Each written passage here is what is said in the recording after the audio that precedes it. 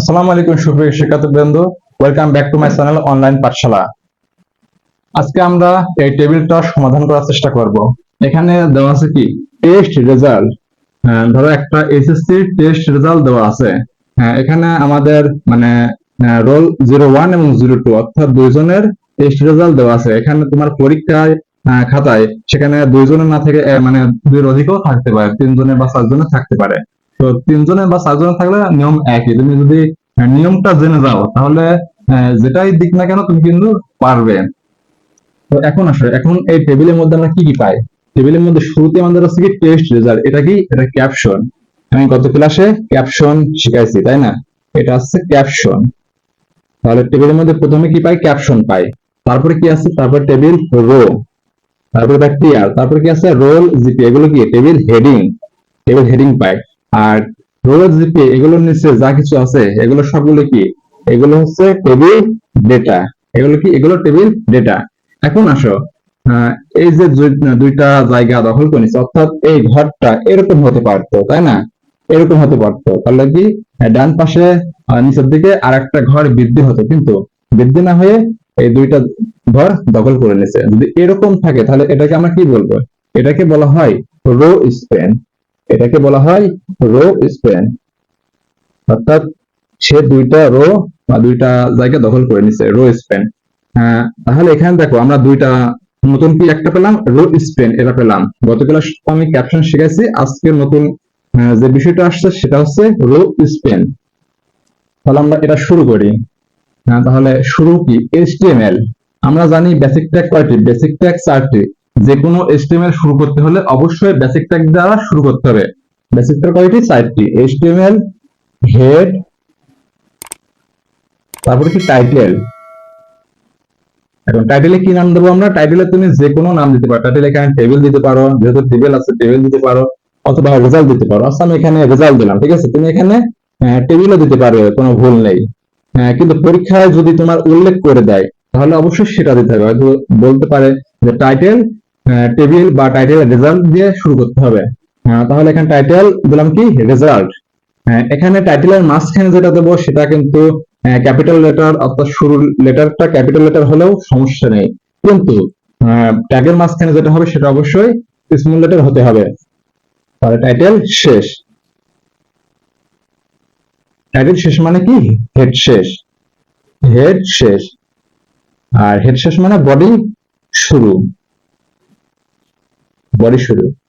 তাহলে এখানে আমরা প্রথমে কি দেখতে পাই? প্রথমে দেওয়া আছে টেস্ট রেজাল্ট। আর এটা কি? এটা হলো ক্যাপশন। এটা কি? ক্যাপশন। তাহলে ক্যাপশন শুরু। ক্যাপশনে কি আছে? Test result. Test result. তাহলে ক্যাপশন শেষ।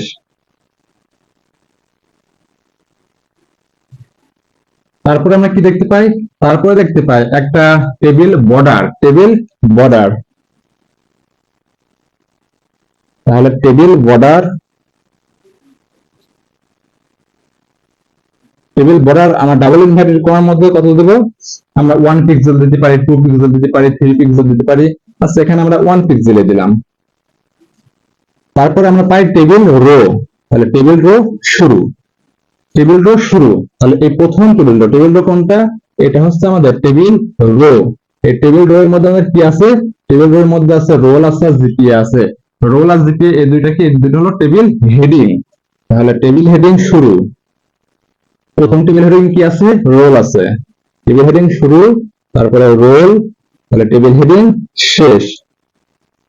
তারপরে দ্বিতীয় রো আমাদের কি আছে? Table heading GPA. তাহলে টেবিল হেডিং শুরু, জিপিএ, টেবিল হেডিং শেষ। দেখো আমাদের প্রথম রো এর কাজ শেষ।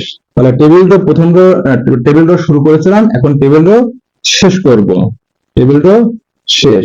এখন দ্বিতীয় রো এর কাজ আমাদের করতে হবে। তাহলে টেবিল রো শুরু।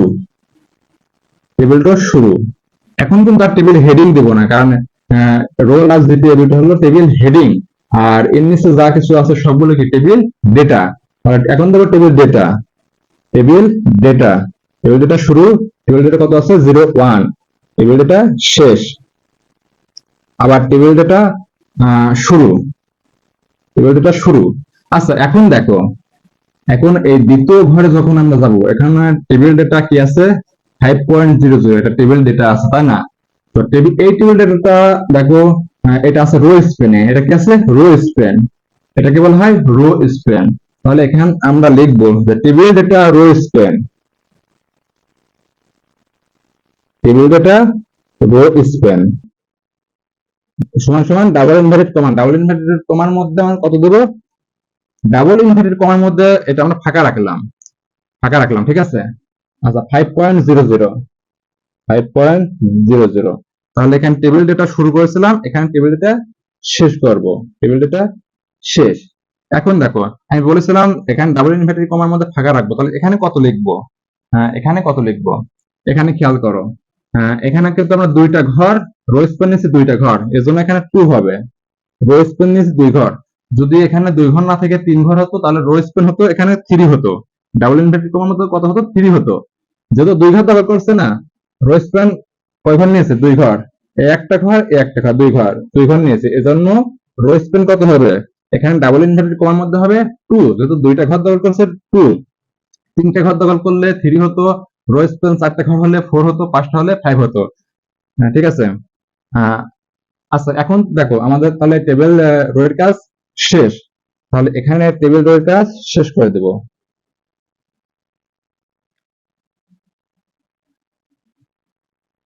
এরপর আমরা তৃতীয় রো এর কাজ আবার শুরু করব। তাহলে টেবিল রো শুরু, টেবিল রো শুরু, তাহলে টেবিল ডেটা, টেবিল ডেটা কি, টেবিল ডেটা 02, তাহলে টেবিল ডেটা শুরু করছি, টেবিল ডেটা শেষ। এখন আসো, টেবিল ডেটা আমরা এখানে এটা শেষ করছি, তাহলে এরপরে কি আবার আমি এই ঘরে যাব, এই ঘরে যাব না, কেন যাব না, কারণ এই 5.00 এই ঘরে কাজ তো আমি আগে শেষ করে আসছি, এই ঘরে কাজ আগে শেষ করে আসছি, যার কারণে এই ঘরে যাওয়া লাগবে না, এখানে এসে আমাদের কাজ শেষ। তাহলে টেবিলটা শুরু করেছিলাম, এখানে টেবিলও শেষ করব, এখানে টেবিলটা শেষ করলাম। দেখো আমাদের এই টেবিলের কাজ কিন্তু শেষ। যদি এখানে টেবিলের নিচে কিছু লেখা থাকতো তাহলে আমাদের এখানে আরো কাজ ছিল, তাহলে সেগুলো আমরা লিখতাম। যেহেতু টেবিলের এখানে নিচে কিছু লেখা নেই, তাহলে কিন্তু আমাদের কাজ আর নেই, এখানে শেষ। টেবিলটা শেষ করছি। এখন দেখো, এরপর আমি কি বলছি, যে আমরা জানি যে আমাদের এমটি ট্যাগ বা যেটাকে আমরা শুরু করি কিন্তু শেষ করি না, সেটাকে বলা হয় এমটি ট্যাগ। এমটি ট্যাগ কয়টি, 3টি, HRVR এবং ইমেজ। এই 3টি ট্যাগ ছাড়া বাকি যে কোনো ট্যাগ আসলে সেগুলো শুরু আছে শেষও আছে। তুমি শুরু করছো কিন্তু শেষ করো নাই, তাহলে কিন্তু পরীক্ষায় এটা ভুল হবে, ঠিক আছে।